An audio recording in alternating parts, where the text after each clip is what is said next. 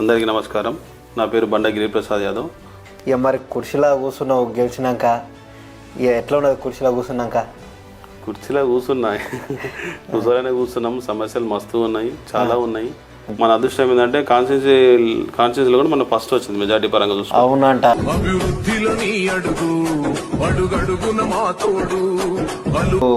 అవి మేనిఫెస్టో అంటారు కదా, ఇక అట్లాంటివి ఏమైనా చెప్పిరా? ఏం కథ, నేను ఇది చేస్తా అది చేస్తా గెలిచినాక అని? అన్న వాస్తవానికి నేను మేనిఫెస్టో ఏం చెప్పలేదు.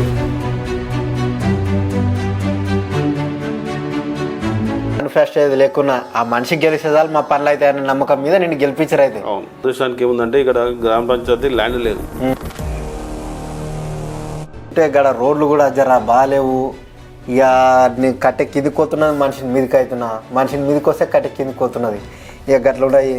ఈ ఆడగా మోరీలు కూడా జర నీళ్ళు రోడ్ల మీద పోతున్నాయి. మరి వాటి మీద ఏమైనా దృష్టి పెట్టినావా? మరి సీసీ రోడ్లు, అండర్ డ్రైనేజెస్, నీళ్ళ ప్రాబ్లం కూడా కొంత ఉంది. నీళ్ళ ప్రాబ్లం కూడా ఎమ్మెల్యే గారి దృష్టికి తీసుకుపోవడం జరిగింది. సార్ కూడా చెప్పిండు, ఇవన్నీ ఏమున్నా నీకు మొత్తం లిస్ట్ అవుట్ తీసుకోండా, నేను చెప్పిస్తే దానికి ఏమేమి ఫండ్ కావాలో ఇస్తా అని చెప్పిండు. ఏమున్నా ఇక ఎమ్మెల్యే తన పైసలు తెచ్చుకుంటాడు, తొలుత ఆయన వాడుకున్నాడు, ఇక మీళ్ళనే ఉంటే ఊరికి ఖర్చు పెడతాడని అంటున్నారు ఆరాడ. ఇక మరి దాని మీద ఏమంటాను?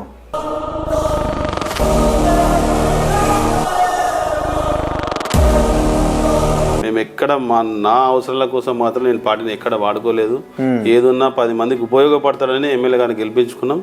ఇప్పుడు కూడా 10 మంది కోసమే పనిచేస్తా. ఎప్పుడు ఏ ఆపదలు ఉన్నా వాళ్ళకి అవైలబుల్గా ఉంటా.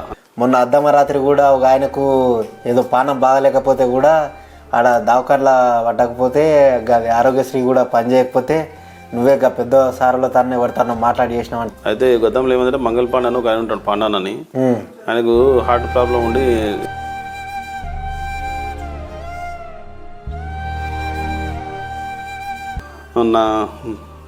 నర్ల మల్లేష్ అని చెప్పేసి వాళ్ళ కొడుకు చిన్నబాబు 1.5 years ఏంటి మా హైదరాబాద్ హాస్పిటల్ చూపించుకుంటే చెవులు వినిపించవు, మాటలు రావట్లేదు ఆ పిల్లలకి.